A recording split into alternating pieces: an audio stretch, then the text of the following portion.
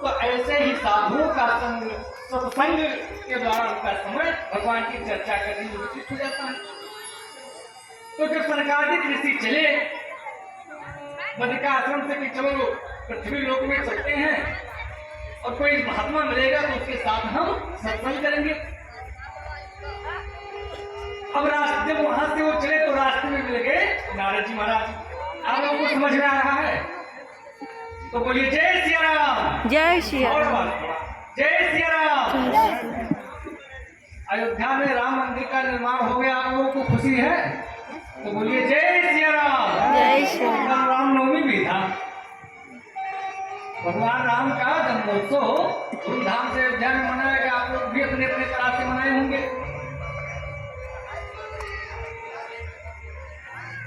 तो कम से कम राम मंदिर बनने की खुशी में जिनको खुशी है उनको तो कथा सुनने आना ही चाहिए। पहले तो महाराज जब नहीं बना था ना, अरे मंदिर एक बार बंद हो जाए अगर लोग कहेंगे तो अपना गला कटवा देंगे।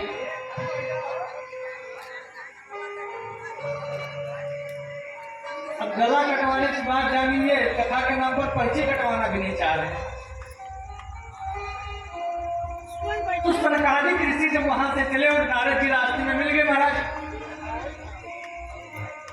अब नारद जी को जब सनकादिक ऋषियों ने देखा तो समझा कि नारद जी तो विरक्त महात्मा हैं, वैरागी हैं, साधु हैं, तो इनके साथ तो भगवत चर्चा होगी, सत्संग होगा। लेकिन सनकादिक जी को देख करके नारद जी का मुंह लटक गया। नारद जी थोड़ा चिंतित है, अवसाद ग्रस्त हैं। बोले बाल कृष्ण लाल की जय। तो नारद जी से सनकादिक ऋषियों ने कहा महाराज, जब किसी गृहस्थ के जीवन में, घर गृहस्थी वाले व्यक्ति के जीवन में कोई समस्या आती है तब वो साधु के आश्रम पे जाता है, सन्यासी के यहाँ जाता है। लेकिन जब आप जैसे सन्यासी ही चिंताग्रस्त हैं, चिंतित हैं, दुखी हैं, तो फिर गृहस्थ वाले को आलंबन कौन देगा? उनके कष्टों का निवारण घर गृहस्थी वाले लोगों के कष्ट जो है उनका निवारण कौन करेगा? हे महाराज, साधु को सदैव प्रसन्न होना चाहिए। जो भगवान का दास होता है वो कभी उदास नहीं होता है, लेकिन आप तो चिंतित हैं। तब नारद जी महाराज ने कहा, भगवान हम क्या बताएं आपको, आप ही की तरह हम भी सत्संग करने के लिए मृत्यु लोक में गए थे। और मृत्यु लोक में जब मैं गया महाराज तो मैं सभी तीर्थों का भ्रमण किया। पुष्करम तू प्रयागम चा काशिम गोदावरी तथा हरिक्षेत्रम कुरुक्षेत्रम सेतुवम धर्मेश्वरम। मैं पुष्कर में गया, काशी में गया, देव तीर्थ में गया, बद्रिका आश्रम में गया। नारद जी कहते हैं हम सभी तीर्थों में गए, पूजन किया, स्नान किया, लेकिन फिर भी हमें शांति नहीं मिली। तो सनकादिक ऋषियों ने कहा महाराज तीर्थ में गए फिर भी शांति नहीं मिली। नारद जी ने कहा कैसे मिलेगी? क्योंकि तीर्थों में अब लोग त्याग, तपस्या, भजन पूजन करने के लिए कम जाते हैं महाराज, व्यसन करने के लिए, दुराचार करने के लिए जाते हैं। हम तो महाराज जाते हैं सब फोटो खिंचाने के लिए, अपना सेल्फी लिए और उनका तीर्थ हो गया।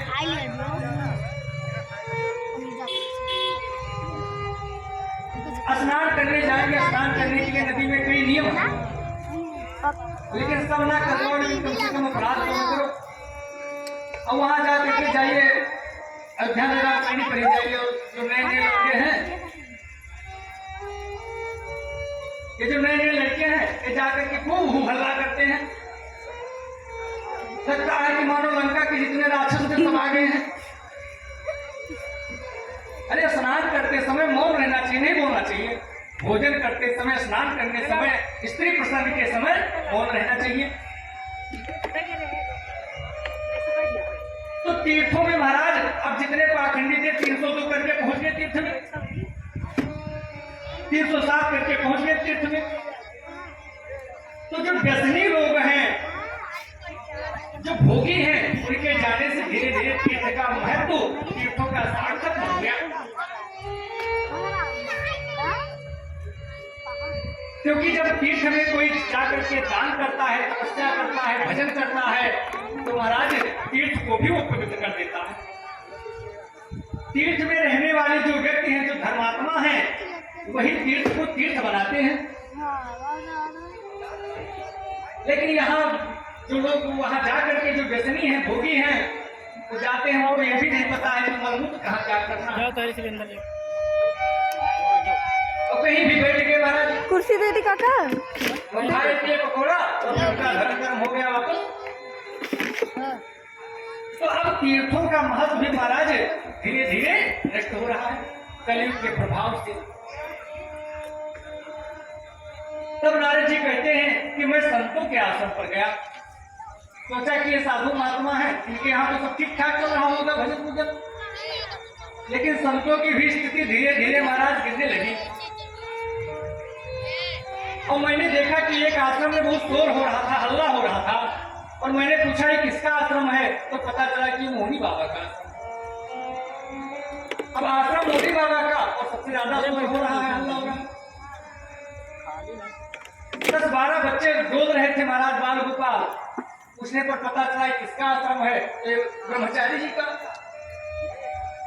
है। ब्रह्मचारी और 10-12 बच्चे, इस प्रकार से कलयुग का पाखंड। और महाराज स्थिति इतनी ही नहीं है,